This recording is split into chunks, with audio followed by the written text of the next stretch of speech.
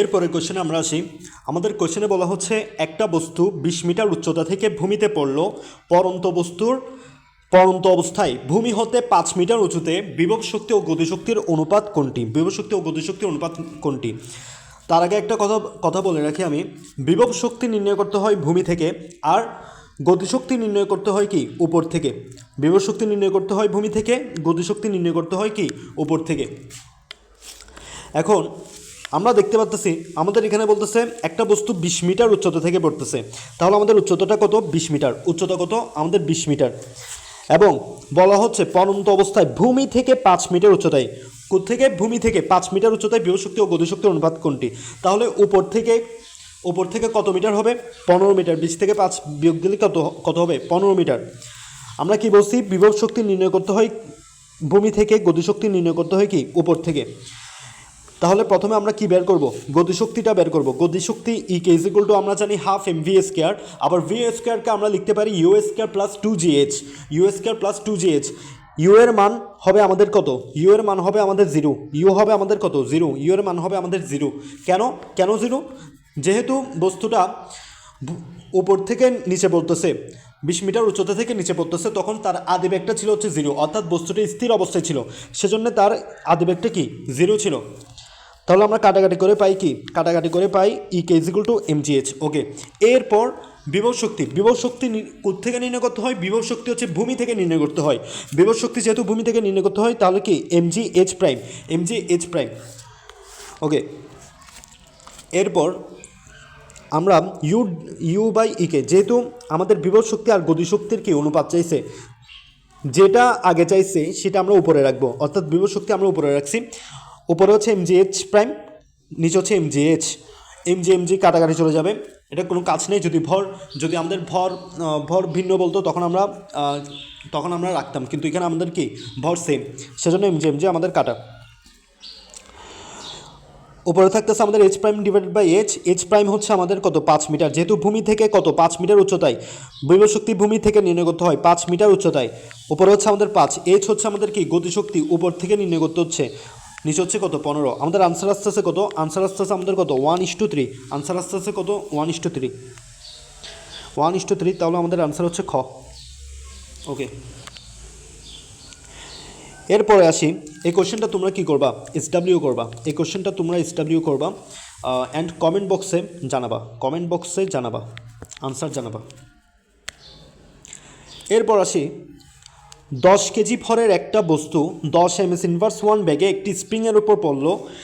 Spring ধ্রুবক 10,000 joule metre inverse 2 হলে কতটুকু সংকুচিত হবে? এটা হচ্ছে আমাদের স্প্রিং সংক্রান্ত এমসিকিউ। অর্থাৎ আমাদের এখানে বলা হচ্ছে 10 কেজি ভরের একটা বস্তু একটা স্প্রিংয়ের উপর 10 ms ইনভার্স 1 ব্যাগে পড়ছে। তাহলে কি যে বস্তুটা পড়ছে সে তো একটা গতিশক্তি নিয়েই পড়ছে, 10 ms ইনভার্স 1 ব্যাগেই পড়ছে না, তাহলে তো তার একটা গতিশক্তি ছিল। এবং স্প্রিংটা কি হয়েছে? সংকুচিত হয়েছে। বস্তুটা পড়ার ফলে কি সংকুচিত হয়েছে, অর্থাৎ তার একটা কি স্থিতিশক্তি জমা হয়েছে, তার ভিতর একটা কি স্প্রিংটার ভিতর একটা কি স্থিতিশক্তি জমা হয়েছে বা বিভব শক্তি জমা হয়েছে। তাহলে আমরা শক্তির নিত্যতা সূত্র অনুসারে আমরা লিখতে পারি ই কে ইজ ইকুয়াল টু কি ইউ, অর্থাৎ গতিশক্তি ইজ ইকুয়াল টু কি বিভব শক্তি।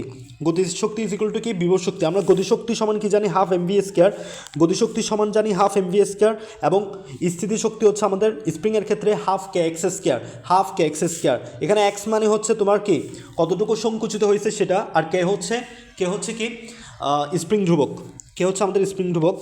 তাহলে আমরা পাচ্ছি MV square is equal to কি কে এক্স স্কোয়ার। সেখান থেকে আমরা এক্স স্কোয়ার মানটা বসে দিব, এক্স স্কোয়ার মানটা বের করে ফেলবো। কীভাবে? আমাদের এখানে ভর দেওয়া আছে কত? ভর দেওয়া আছে আমাদের 10 কেজি। তারপর দেওয়া আছে আমাদের ব্যাগ দেওয়া আছে আমাদের 10 ms ইনভার্স 1 10 স্কোয়ার, আর নিচে স্প্রিং ধ্রুবকের মান দেওয়া আছে কত? একের পর 5টা শূন্য। এসব কোশ্চেনের ক্ষেত্রে একের পর কয়টা শূন্য দেওয়া আছে, কোনো সংখ্যার পর কয়টা শূন্য দেওয়া আছে, এটা ভালোভাবে খেয়াল করবার। না করলে কিন্তু তুমি যদি একটা শূন্য কম বা একটা শূন্য বেশি দিয়ে দাও, তাহলে কিন্তু তোমার আনসার আসবে না।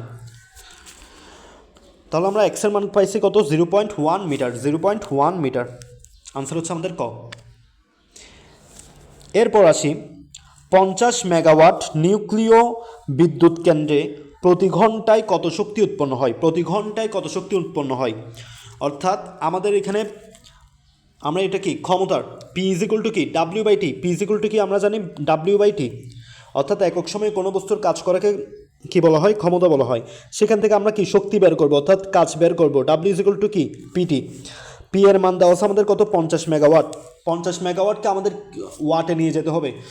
ওয়াট আমরা কীভাবে নিব, 10⁶ দিয়ে গুণ করে, 10⁶ দিয়ে গুণ করে 50কে আমরা 10⁶ দিয়ে গুণ করে কি কিসে নিয়ে যাব, ওয়াটে নিয়ে যাব। ওকে, দেন সময় দেওয়া আছে আমাদের কি প্রতি ঘন্টা, ঘন্টাকে আমরা কি সেকেন্ড, ঘন্টাকে আমরা কি সেকেন্ডে নিয়ে যাব কত দিয়ে 3600 দিয়ে গুণ করে। আমরা পাচ্ছি কত আনসার, আমরা পাচ্ছি 1.8 × 10⁻11 জুল। একক কী হবে, জুল হবে। দেন আসি 40 কেজি ভরের এক বালক 12 সেকেন্ডে 6 মিটার উঁচু সিঁড়ি অতিক্রম করলে তার ক্ষমতা কত ওয়াট হবে। পি সমান কি জানি আমরা, পি সমান হচ্ছে ডাব্লিউ বাই টি, আবার ডাব্লিউ সমান হচ্ছে এমজিএইচ।